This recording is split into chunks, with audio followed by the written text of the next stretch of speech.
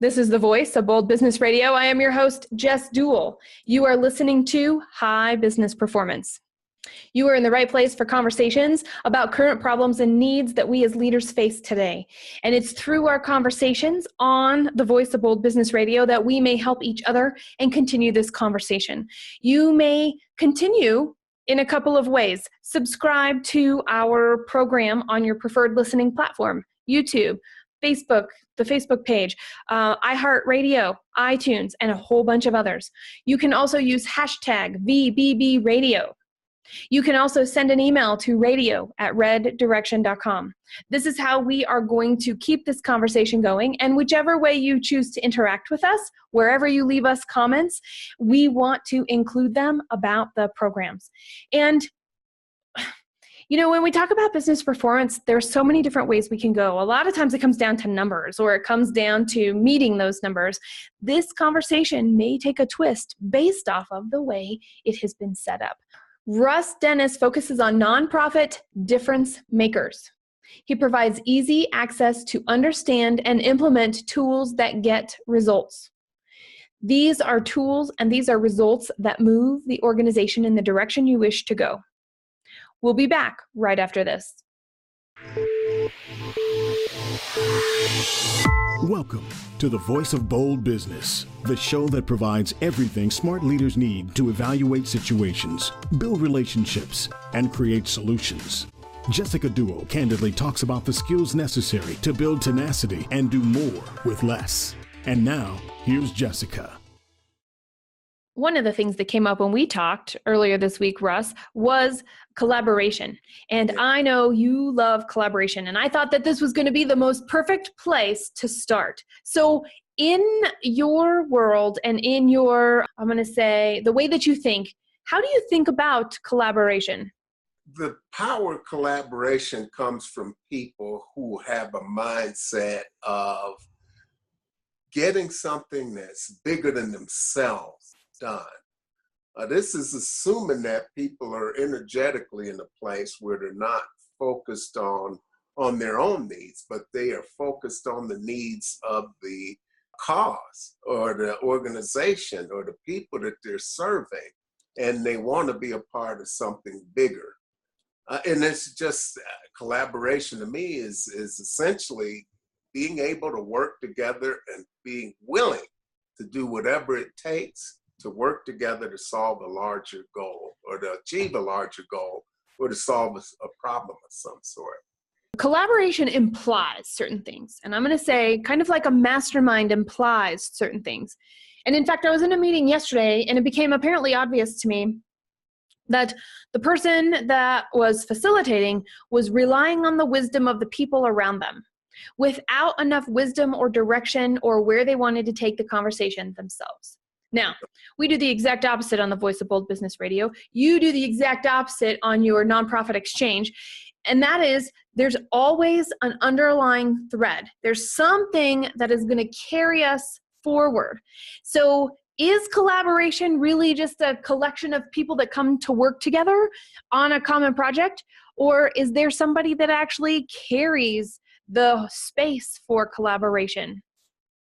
An effective and what we call a transformational leader is really a person that sets the tone.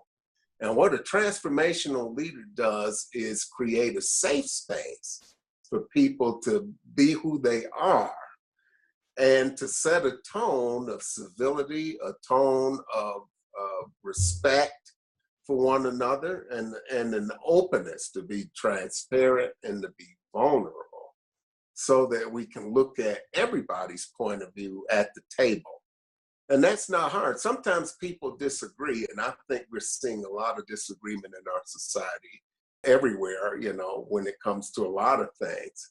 But it really boils down to just having decency. It's respect for one another, compassion for other people, and compassion for ourselves.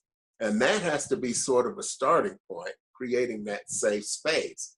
For the most part, if people are willing to play, you'll be surprised at how quickly you can gain that cooperation. Does it take work? Yes, it does. everybody that comes to the table of people have to have a little bit of a willingness to give others the benefit of the doubt. So let's think about this transformational leader, because in the work that you do and the work that I do, we find people stretched too thin. They've taken on too much. They're focused on tasks instead of a bigger picture.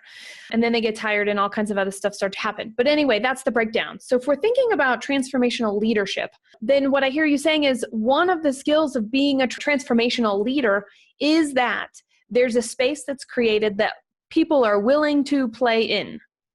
Well, yes, I mean, they have to be willing to play in that space. Another thing they create is an atmosphere where you can be transparent and vulnerable, because that's really an important thing. That's something a transformational leader needs to do. When you bring somebody onto a team to accomplish a common goal, you bring somebody into your business, you're hiring that person because they bring more value than you're going to pay them. So transformational leaders have to be able to trust the people that they have. They select the right people, but they have to trust them, give them the parameters that they want for success, and then delegate. You know, transformational leaders do things that only they can do as the head of an organization. They get people with the knowledge, skills, and abilities and the desire to do the other things that make the organization great. And part of a transformational leader's mandate is that they build great leaders around them. This not only makes them look good, but it makes their lives easier as well. Everybody, did you hear that? Did you just hear Russ? He's talking about making everybody around the transformational leader a leader as well. Not only just a leader, an effective leader that can get results. And I hear what you're saying, and see, I'm telling you, we met each other for a reason, regardless. But being on the Voice of Bold Business Radio, you are like speaking to this choir of one right over here. And so I love that now there are two of us in this conversation, and everybody that's listening has an element of this too. You're talking about transformational leadership, and I talk about values-based leadership. Now, both of those have different approaches. In the end, they are the same. They're creating that space to do a particular thing. You said it yourself, our personal strengths play a part. Yes, that's important. However, we can't delegate creating the vision. We can't delegate the way that we're going to talk to the people that we must talk to advance our business. In the end, some of that stuff comes to us because our vision in our role, in our companies and in our organizations, when we have that passion, other people will come along. And I know you see that. That leader sets the parameters for success, and the vision begins with the leader. But as you're bringing people in, you want people with the same value set or a similar value set, who the same things are important to, who want to grow, who want to develop, who want to grow that business the same way that the transformational leader wants to build it.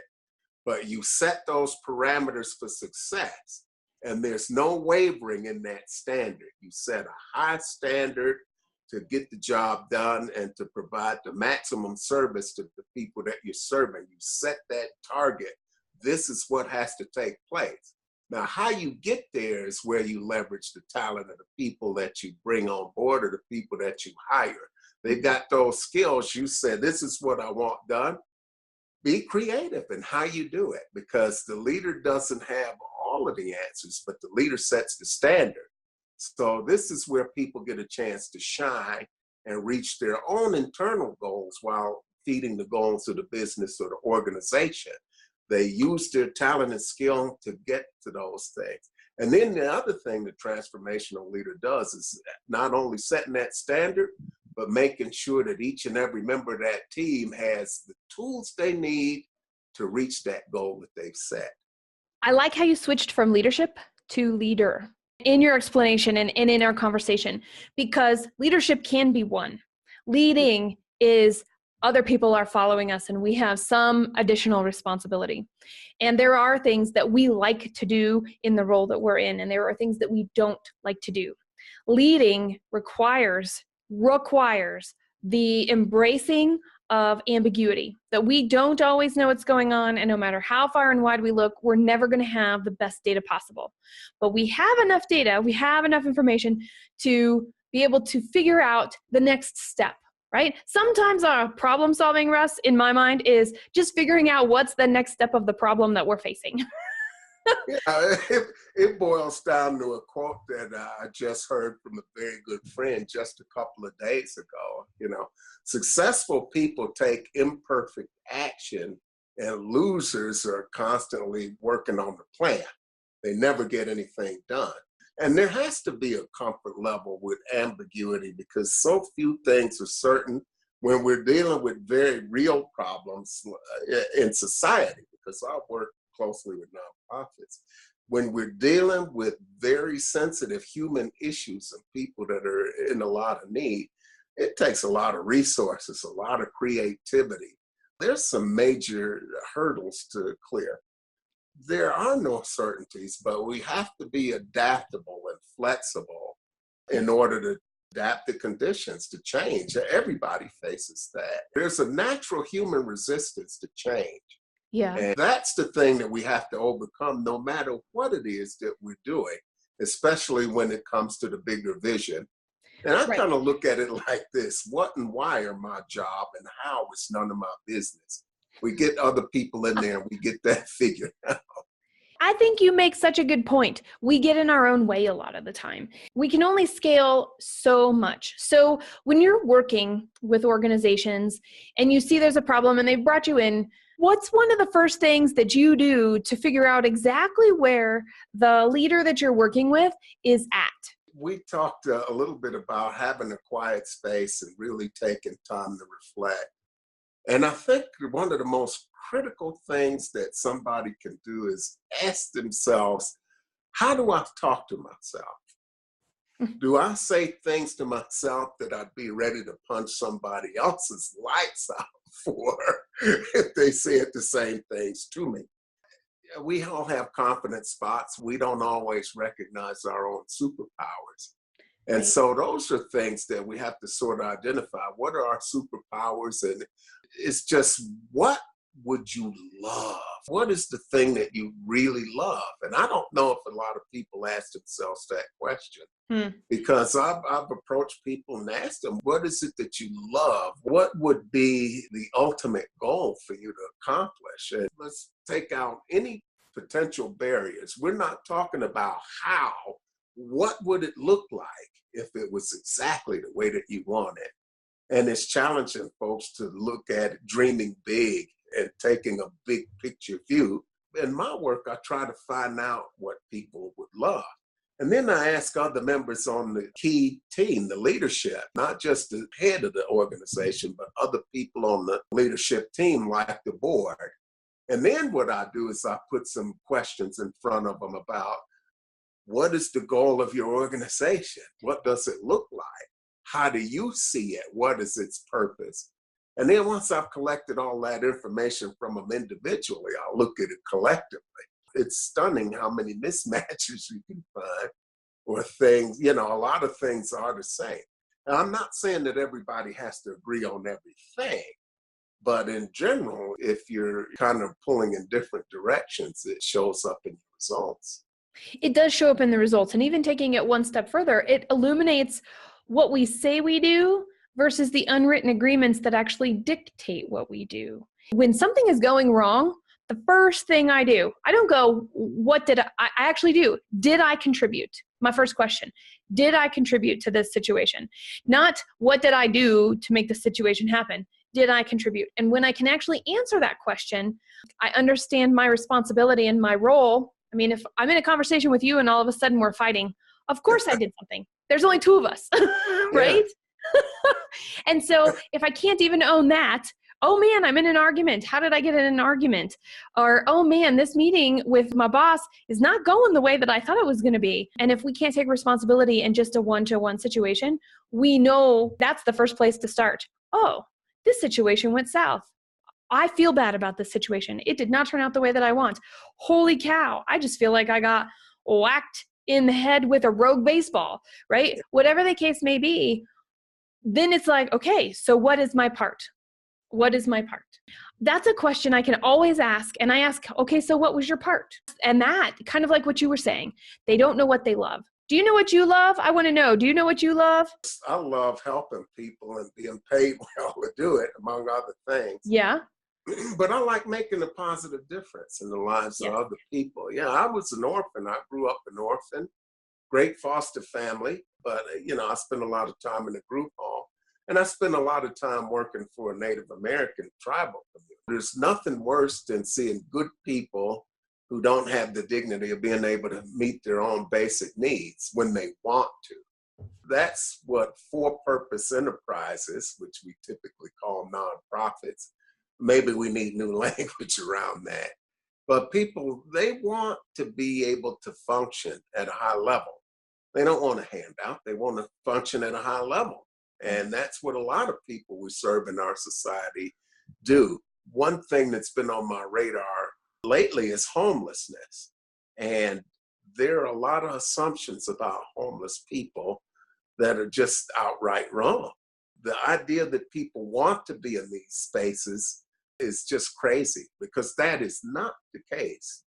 This is the next piece. All right, what are my assumptions about the situation that I'm in, right? And I'm saying that one rhetorically and reflectively for all of us, because when we can own our responsibility, then we can go one step further and we can go, something caused this disconnect.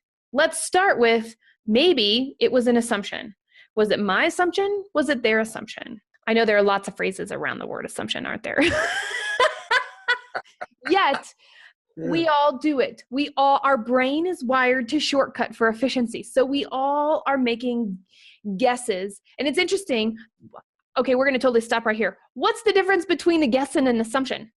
Well, a guess, you're working with the best information that you have.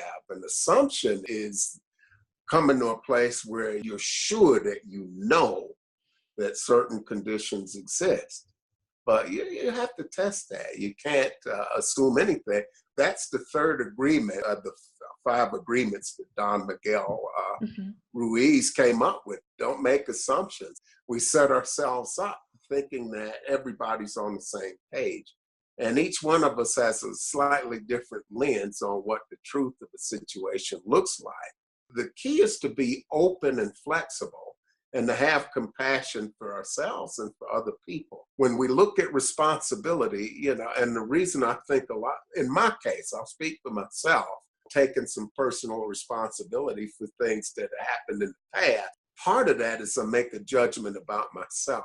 I had a tendency to take what I call a spiritual billy club to myself for goofing up, Yeah. Everybody makes mistakes, and a mistake is nothing more than successfully finding out what doesn't work. So when we can have that space where we're compassionate with ourselves, we can do that with others, and we don't make assumptions. The key is to ask good questions, and yes. That's critical. I don't have all the answers to anything. I'm a guy that asks a lot of good questions and takes things that are complex apart to try to make them simple.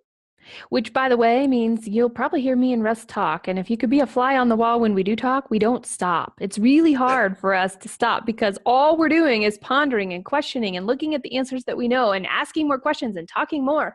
We all need somebody like that in our world that allows us, that can model with us, that gives us a space to recognize we don't have to have all the answers. Because in our role as a steward of whatever we're responsible for budget-wise, or, metric-wise, or it doesn't even matter. We all have a responsibility for the jobs and the roles that we're doing in our organizations. And when we can embrace that, and I'm going to use your words, Russ, self-responsibility, that also now includes stretching ourselves too thin. And I find that wearing too many hats and stretching ourselves too thin is the quickest way to declining revenue and declining statistics than anything else. We haven't leveraged correctly. Does a lot of the work you do boil down to that? And how do you break that news that people have to let go? A lot of people find that they're tired, and they recognize that the harder they work or the more effort they seem to put in, the results just seem to decline. And there are diminishing returns to what we can do. Having that conversation with somebody requires them to be a little bit vulnerable and a little bit transparent.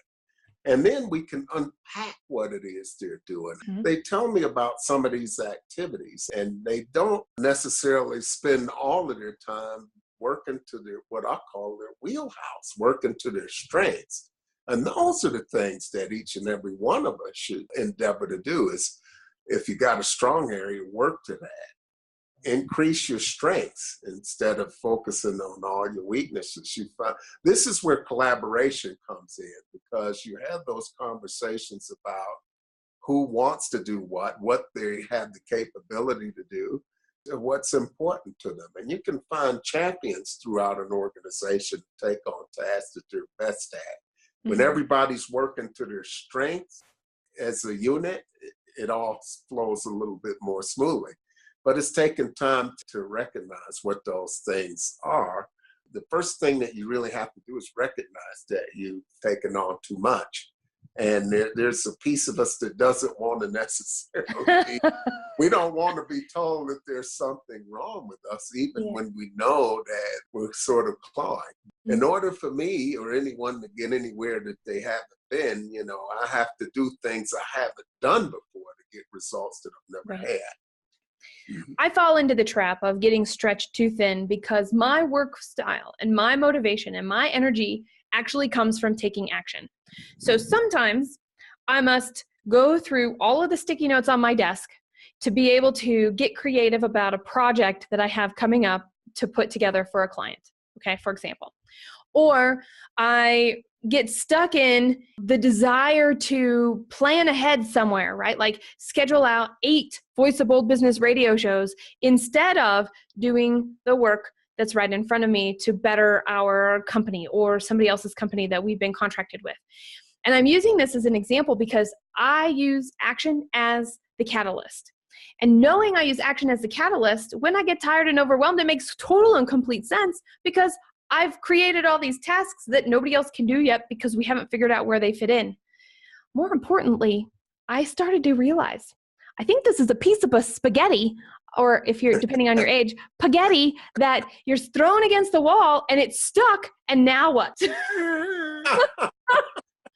There are other workflows too. I've got to have that plan. I need to take action on that plan so I can plan some more because we don't want to be losers like that anecdote that you gave earlier. But you plan and you act, you plan and you act. And there might be some more. Do you have a different work style that gets you excited and going that can also then accidentally turn into spread too thin? I'm one of these people, Jess, that's constantly up against the notion of spreading myself too thin, although I tell other people not to do that. I know. It's important because once you get driven, you can get lost in the shuffle of what you're doing. But it really comes back down to backing up and looking at that larger plan, which is something that I encourage people to do. Because when you've got a limit to the number of tasks that you can do yourself, you either need partners and collaborators to take care of some of those things that you don't have time to take care of, or you need to look at bigger vision. What is that bigger vision? And is what I'm doing right now moving me toward that bigger vision? If it's not, I have to kind of back off of it. And there are some things on my list that, yes, I'm working on them and like to get them done, but they're not really the most important pieces for me to reach my goals as far as the number of people I serve, the revenue that generates, and where I take them to. It's a constant challenge to weigh long-term objectives, long-term goals against the short-term objectives and things you have to do, like keeping the lights on. I'm very social, but I still have to do some sales-related material, like talking to people. I have to go out and have conversations with people that need my services. I have to spend some time marketing and spend time actually sitting at my desk writing content. I'd much rather socialize. You and me both. These are things to keep the lights on. And so it's striking that balance and working at a steady pace without working at an insane clip. So it's Yes. always a balancing act. This book called The One Thing, have you heard of this book? We were talking about that in my mastermind today, and that's on my list It of books is to read. Yes. hands down not only an easy read, it is one of my all-time favorite books. By the way, he actually calls it something different. So my think time is a variation, and I shouldn't say variation. It was created independently, but similar to what he's talking about, where one of the things he says is carve out a period of time every day to, and by the way, we'll link to this in the show notes, so everybody will have access to this, to a quick link for this book. He talks about doing what you're best at for a period of time every single day. For me, what is that? That's making calls and just talking to people. Making calls and talking to people is really what I am best at. And it furthers our business, and it furthers what we're trying to do, and it furthers the different things. Other people are really good at creating this message and taking these big ideas and putting them in, and you do some of this, you take these big ideas and you put this into very simple, straightforward approaches. That's what they do for that period of time every single day. And it's crazy to think about. Can you imagine doing what you love for that long every day? It doesn't feel like work when.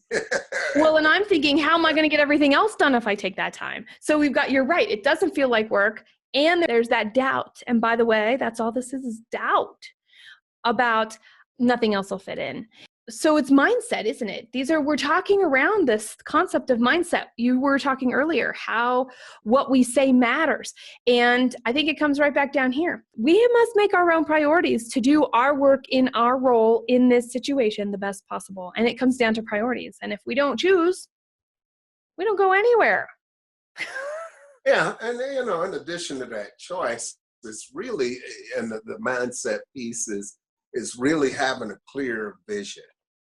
And I know at times in the past, I would let myself have a vision, or if I focus on something, what happens if it doesn't work out? So there's a fear and a resistance that'll stop us. And from time to time, it stopped me in my tracks on occasion. It's like, but it's really getting a clear sense of what that vision is and ignoring, to the best of my ability, the conditions. What is the very next thing I would do if I believe that I can do this, if I believe this is true? What's the next thing I can do right now with what I have to move toward that vision? So it's keeping it in front of me all the time. Therein lies the challenge. That's the piece with mindset. It's plugging into that bolder vision and feeling into what that feels like. That's why I'll start with what would you love? What would really, with everything, with no limits, what does what you want to do look like? Mm-hmm. And feel into that, not just use it as an intellectual exercise, but to really feel into that and convince myself that this is what's going to happen.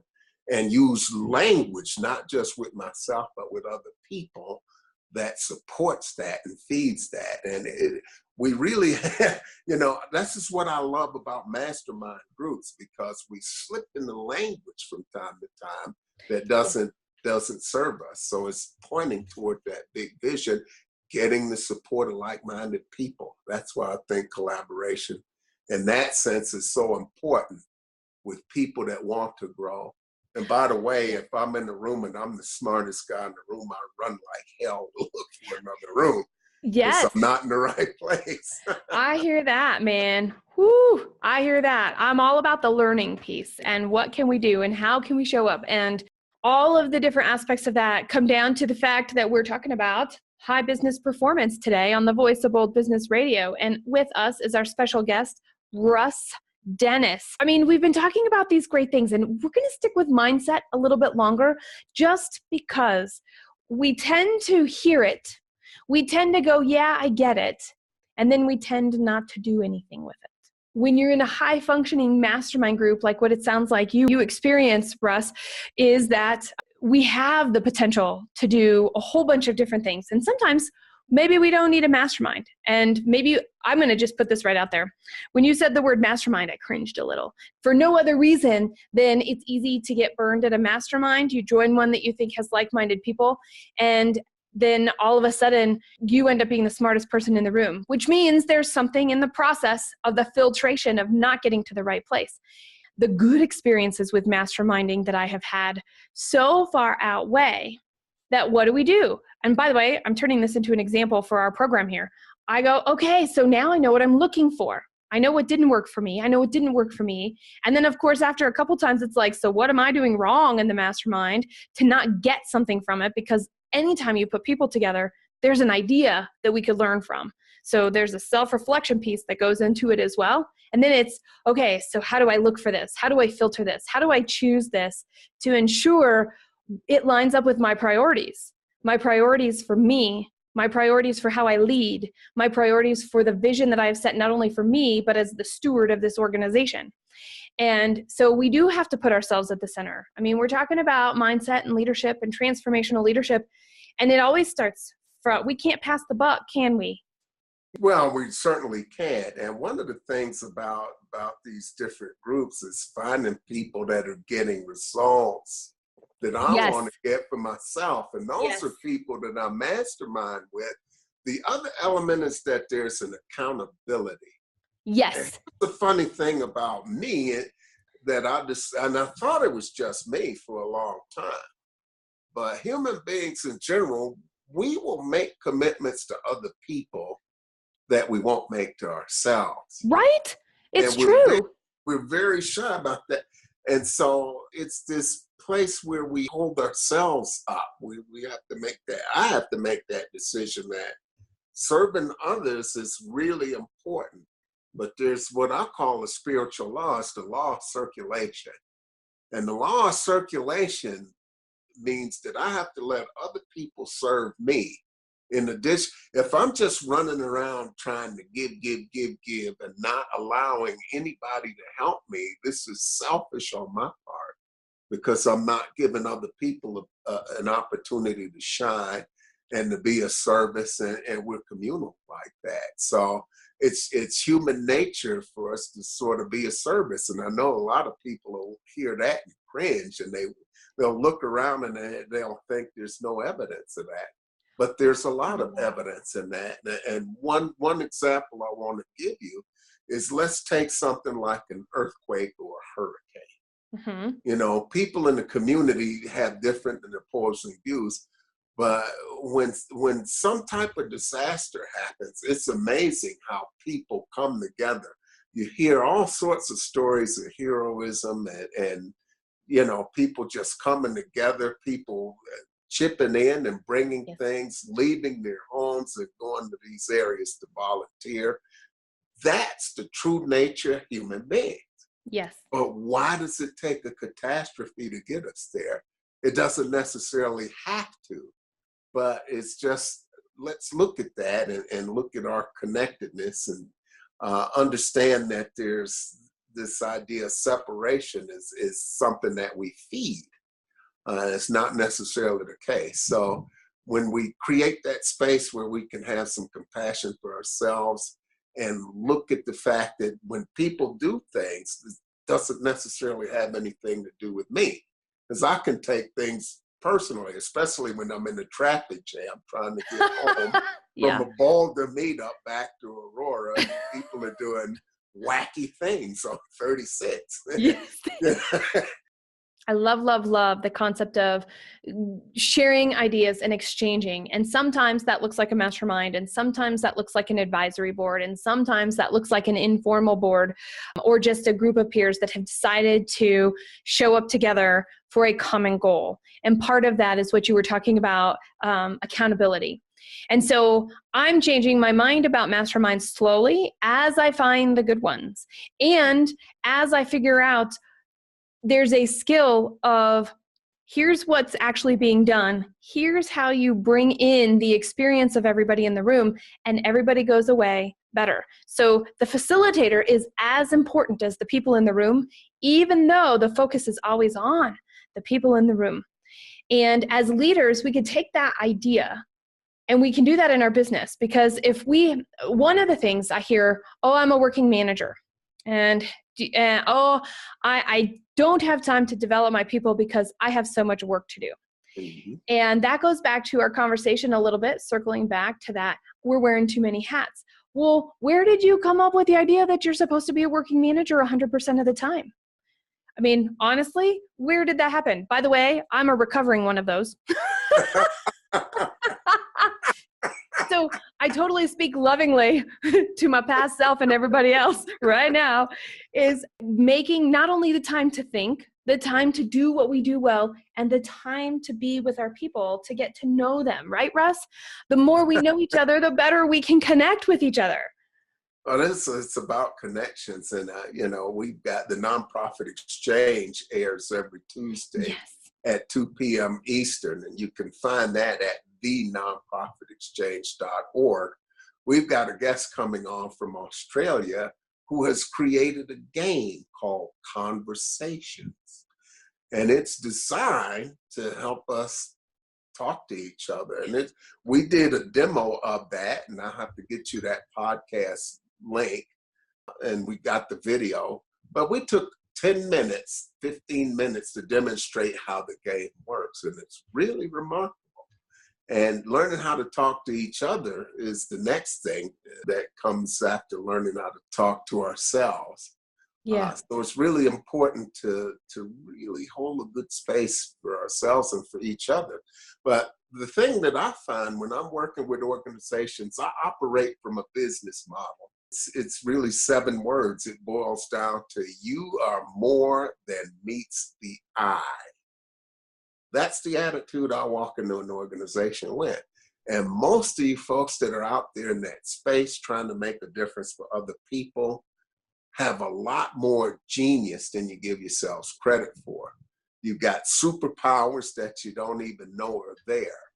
And I think a lot of organizations and businesses, especially if they've got a leader that overfunctions, have more talent under their roofs than they're realizing. And there's a lot of genius in there. And you can leverage that when you understand that people are more remarkable than they give themselves credit for. And make the time to find it. It's all about a search and rescue. It really Sometimes it's search and rescue because people are underfunctioning because they don't know about all those superpowers and how much you value those. So that's part of the coaching job. And that's a leader's role too, as a transformational leader. You help those people around you who are looking to you, you help them find those superpowers and find that space to step into their greatness and give them the tools to succeed. Which creates their own personal value, which allows them to then create value in other ways. Understanding how their role fits in. Because we can tell somebody all day long, here's how your role helps us get to the mission. Can you buy in? Okay, yes, come to work every day. Then there's the piece that goes a little deeper where it's more than that. And it never had to be said that way because we've agreed that we're working toward the same outcome, and we understand, me and the employee, or me as the employee and my boss, that we're working toward the same thing. And I am dependent in either of those situations on the other person speaking up. Yet I am also in control to the point that I can observe.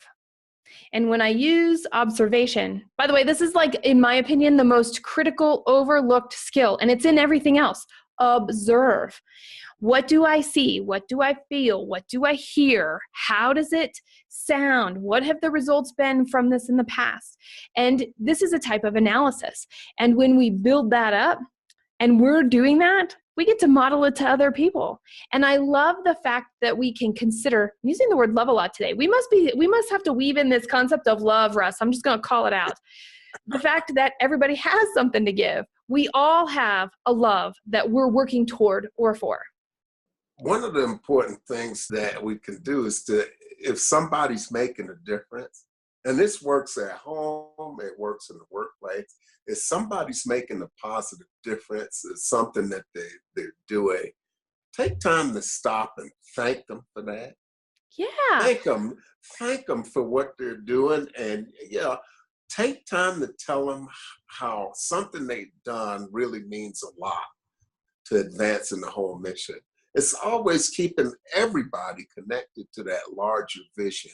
And when people understand that they're making a difference, you know, a lot of people go without raises or substantive raises, and that compensation is really important. But what goes further is for people to feel like they're doing something that matters, that they matter to the people that they're around, and that the work they're doing is important. It's helping other people.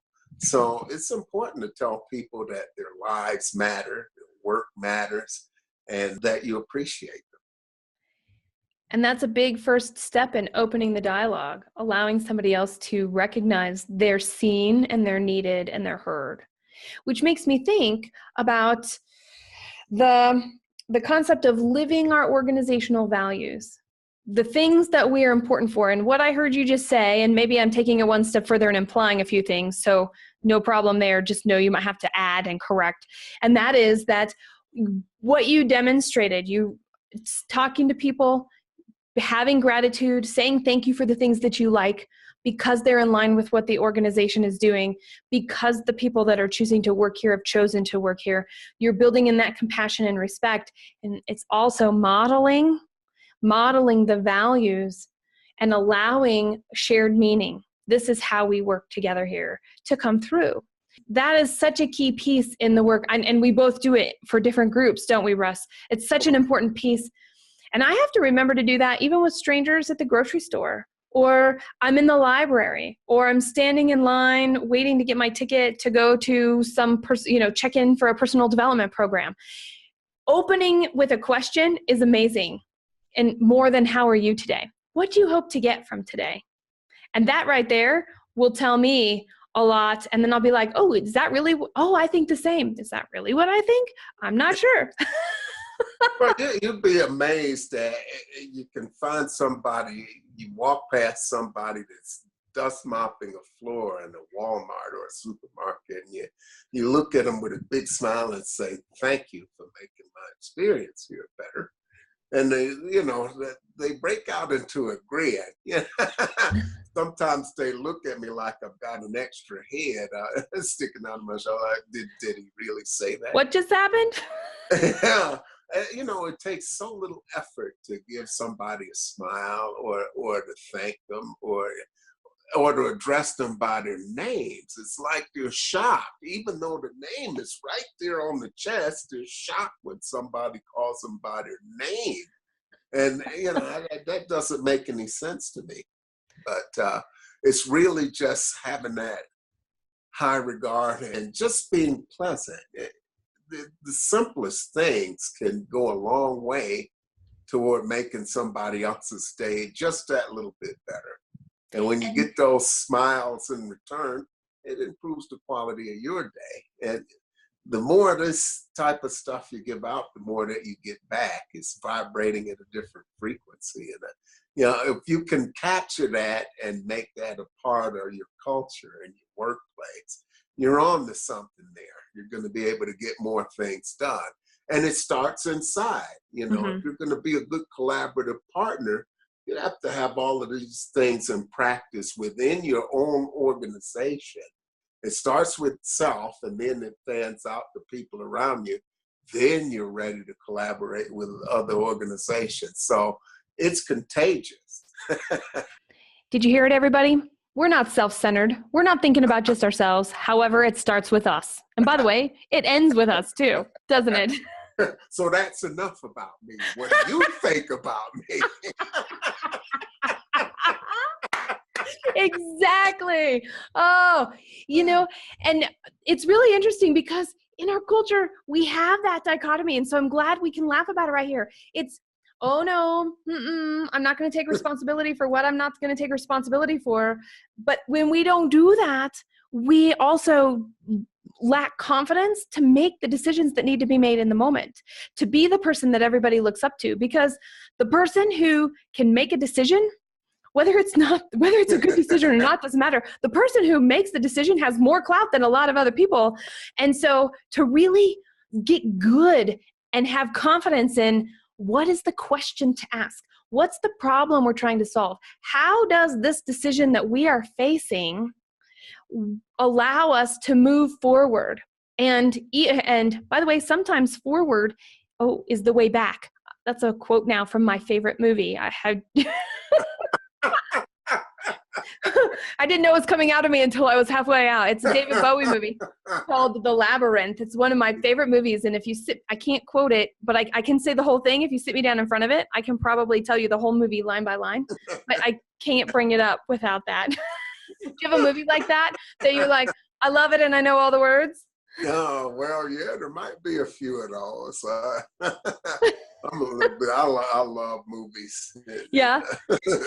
Because they capture the essence of who we are in a lot of ways. And yeah. It's phenomenal how that works. And the movies that we are attracted to, or the fiction books that we're attracted to, also provide insight to our archetype, the things that we're facing, the challenges that we might want to avoid. And for whatever reason, that might even be an okay place to start. I mean, we don't have to get super deep here. We can just start doing. What did I have for breakfast? Did it really help my body be healthy and get me ready for the day? That's a question that's very powerful, even though it seems mundane, about a thing that has nothing to do with our life purpose and nothing to do about making the numbers and nothing to do with any of that stuff. But it starts with us, doesn't it? Well, anything is, what can I do to make myself better? How can I be of more service? Just kind of getting out of bed and looking at what can I put into life? What is it that I get to do today? And when I'm in that mindset, I like to meditate for 30 to 45 minutes every morning, just to get into that space where I'm open and noticing, what I'm paying attention to. And just to take that time to be, that's really important. There's a whole lot of power in silence and just connecting with who you are, noticing what's around you. And that equips me to be more connected to other people. I don't feel so rushed. I don't feel pressure. And, when we're relaxed, I find for me on the days when I'm more centered and relaxed, I get a lot more done. Yes. And it seems to take a whole lot less energy. Yes. So it's really important, I think, to find that center.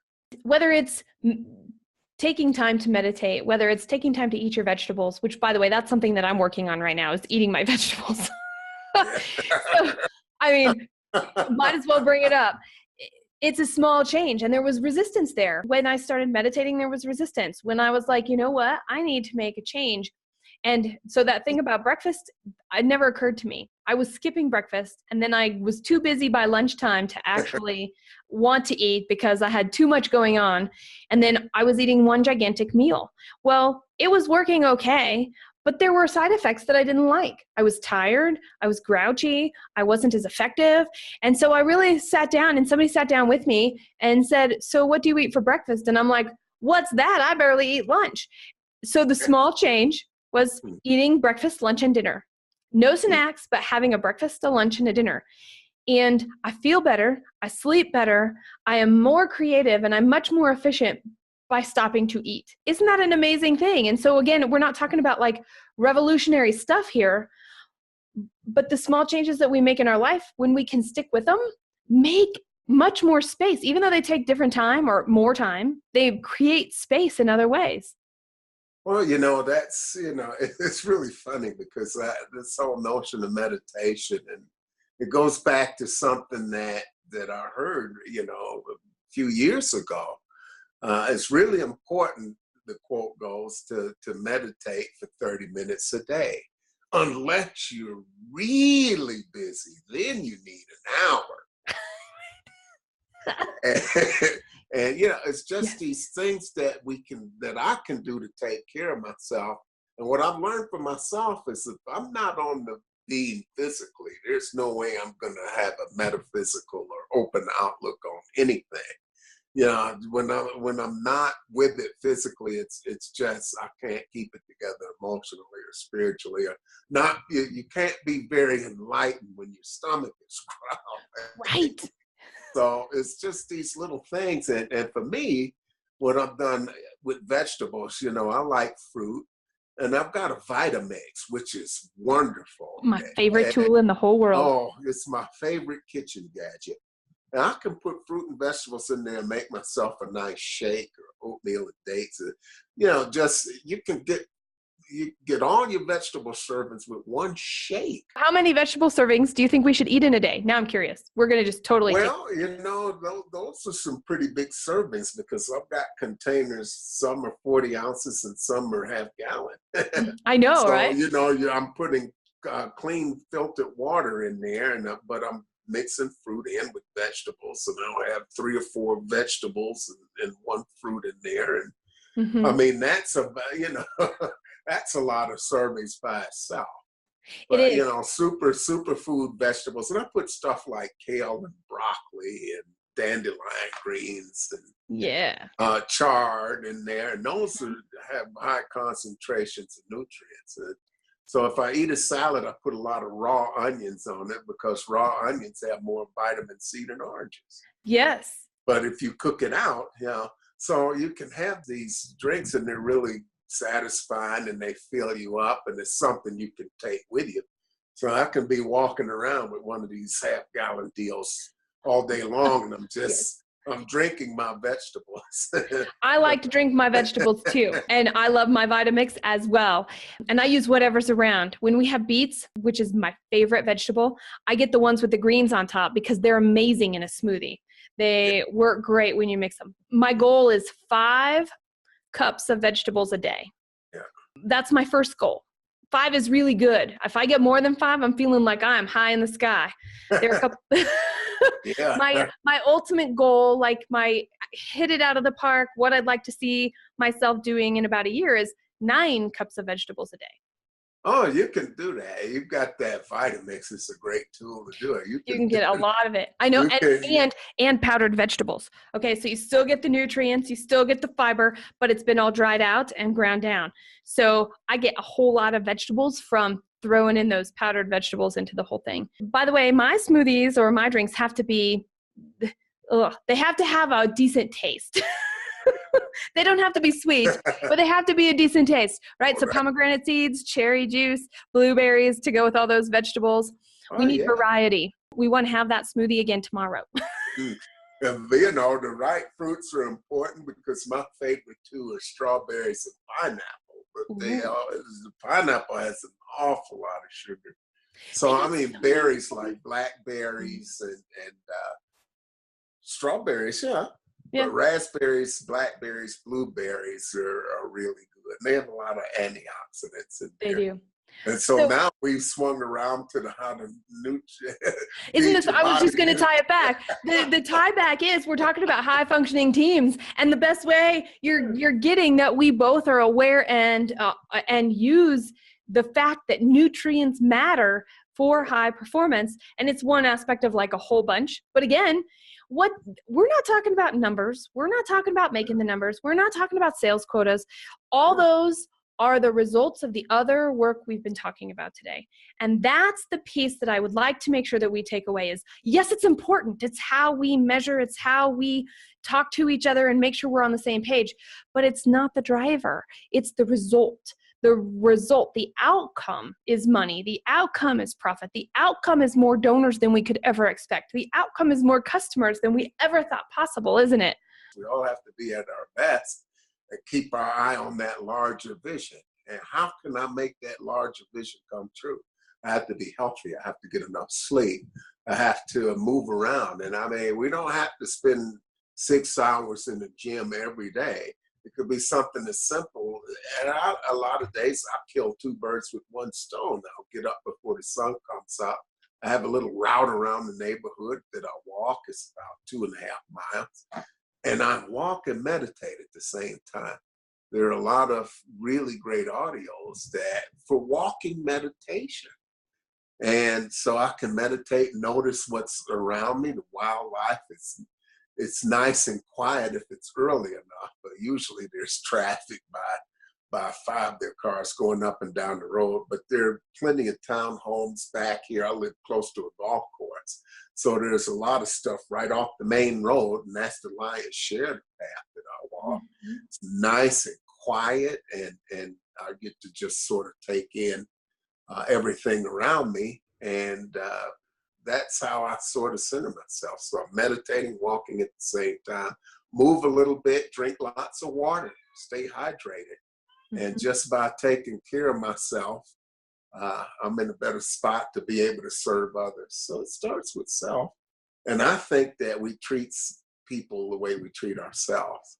So that's why it's important for me to ask how I'm talking to myself. And very important. I don't want to become a menace to society before sunrise. Oh, I wish we lived closer together. Who knows what kind of adventures we would find listening to our own meditations, walking together in the morning. I can imagine. I don't know. I mean, people would probably run if they're, those two kids. I know, right? Exactly. Oh, this is too early in the morning for this crazy level of vibration. We got this. Okay, so I want to know from you, what makes it bold? What makes it bold to strive for high business performance? You know, what makes it bold is that I have to push myself. I have to push myself to some limits that I'm not always comfortable with. You know, my comfort zone is the thing that really gets in my way. When I talk to people, they ask me how I am. I say, it's been a great day. I've been staying out of my own way. And that's not always true every day. And so I have to look at that comfort zone when somebody makes a suggestion. I had some suggestions made to me in our mastermind this morning, and I could feel a little bit of a flop in my stomach. It's like, yeah, okay. Yes, this is something I don't think I've done on a regular basis. So I need to put that into practice, because life really starts on the edge of our comfort zone. And that's what being bold is about, is confronting that. And not, we don't have to do anything wacky. Like, I'm not very excited about heights. Now, I don't have to go jump out of an airplane tomorrow. I could do something simpler, like go zip lining. And that's a little extreme in itself. Not quite as extreme as jumping out of an airplane, but there are simple things that I can do. So it's pushing that envelope a little bit more. And as I stretch myself, my comfort zone gets a little wider.